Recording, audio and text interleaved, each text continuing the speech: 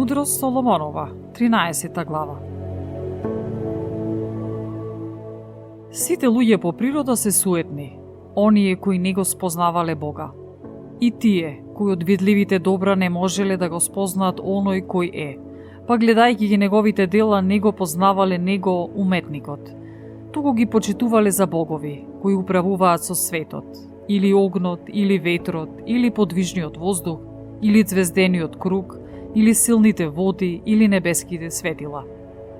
Зашто ако восхитувајќи се на нивната убавина, тие сили ги почитуваа за богови, тогаш тие требаше да познаат колку е Господ подобар од нив, зашто тој, уметникот на убавото, ги создал и нив. Ако пак се чудеа на силата нивна и на нивното дејство, тие требаше од нив да разберат колку е посилен оној кој нив ги создал. Бидејќи според величината и убавината на созданијата може по сличност да се познае создателот на нивното битие. Но сепак, тие заслужуваат помал прекор, зашто може би се заблудуваат. Кога го бараат Бога, сакајќи да го најдат, зашто свртувајќи се кон неговите дела тие испитуваат и се убедуваат преку своите очи дека се видливо е прекрасно. Но сепак, не треба да им се прости, бидејќи ако можеле да придобијат толкаво знаење, така што можеле да го проучуваат привремениот свет, зошто тогаш веднаш не го нашле неговиот Господар? Но навистина, за жалење се оние кои својата надеж ја полагаат на бездушни творби, кои делата на човечки раци ги нарекуваат богови, златото и сребото, уметничките обработени ликови на животни или безвреден камен, изделкан од човечка рака.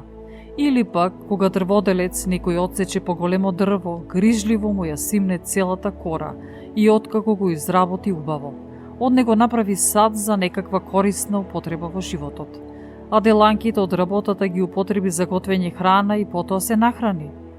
Но една од тие деланки, негодна за ништо, криво, дрво и глужливо, го зема и во слободното време го изделкува со опитност вешта, па сличен го направи на човечки лик, или го направи да личи на некое долно животно, го премачкува со оловна боја, потоа со црвена, му го отстранува секој недостаток и откако приготви погодно за него место го закачува над зидот, прицврстувајќи го претходно со железо.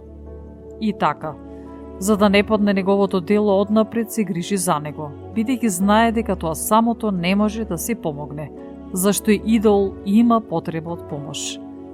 А молејќи се пред него за својот имот, за женитба и деца, тој не се срамува да му говори на тоа дрво што е без душа и да бара здравие од она што е немоќно, од мртвото да бара живот и помош да бара од она што е безпомошно, да го моли за добро патување она што не може чекор да направи.